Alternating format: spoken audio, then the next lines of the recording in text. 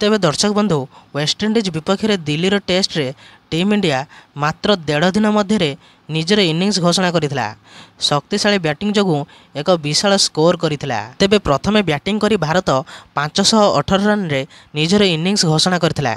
यशस्वी जयसवाल एवं अधिनायक सुमन गिल शतक हासिल करथिले। तेबे गिल एवं जयसवाल शतक हासिल करथिया बेले साई सुदर्शन, ध्रुव जुरेल एवं नीतीश कुमार रेड्डी मध्य भल प्रदर्शन करथिले। तथापि गिल को निष्पत्ति जगू स्टार ऑलराउंडर रविंद्र जडेजा को बैटिंग करियार सुजोग मिलिला नहीं एवं से तांको बॉलिंग द्वारा वेस्टइंडिज उपरे निजर क्रोध बाहर करथिले। तेबे शनिवार अक्टोबर 11 तारिख अरुण जेटली स्टेडियम रे टेस्ट मैच रो द्वितीय दिन थिला। टीम इंडिया दिनर द्वितीय सेशन रे घोषणा करथिला।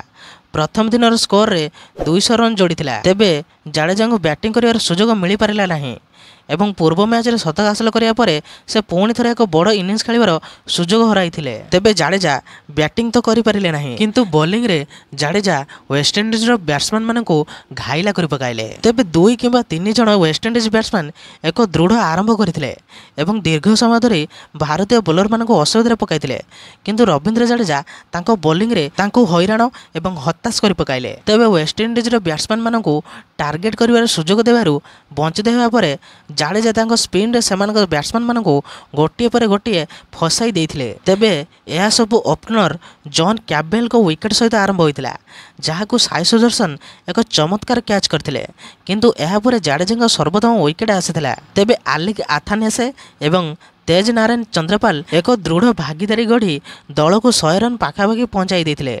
एही समय तेज नारायण जाडेजा नूतन ओवर प्रथम बॉल रे एक छक्का मारिथिले। तेबे भारतीय स्पिनर स्पष्ट भाव में यह पसंद करनथिले एवं परवर्ती 2टी बॉल मध्य से वेस्टइंडिज ओपनर को आउट करथिले।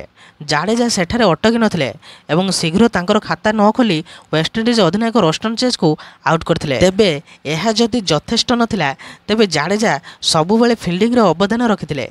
सबुठारु प्रभावशाली प्रमाणित हेउथिबा बैट्समैन मानकू फेराई देथिले। से प्रथम दिन रे वेस्टइंडिज पई सर्वाधिक स्कोर करथिबा आलिक आथानेस को कुलदीप यादव के हाथ में कैच देथिले। बैटिंग करिवार सुजोग न पाइबा परे जाडेजा बॉलिंग एवं फील्डिंग रे निजर चमत्कार प्रदर्शन करथिले। तांकर 14 ओवर रे जाडेजा 37 रन देई एवं 3टी विकेट नेथिले। फलस्वरूप भल स्थिति थिबा वेस्टइंडिज द्वितीय दिन शेष सुधा 4टी विकेट हराई 140 रन करथिला एवं टीम इंडिया ठारू 378 रन रे पछरे थिला। तेबे एई भली प्रकार वीडियो देखे पई आपण माने एही चैनल को सब्सक्राइब कर दियंतु कारण एई भली प्रकार वीडियो आपण माने एही चैनल देखै को पाइबे। तेबे रहिली जय श्री राम।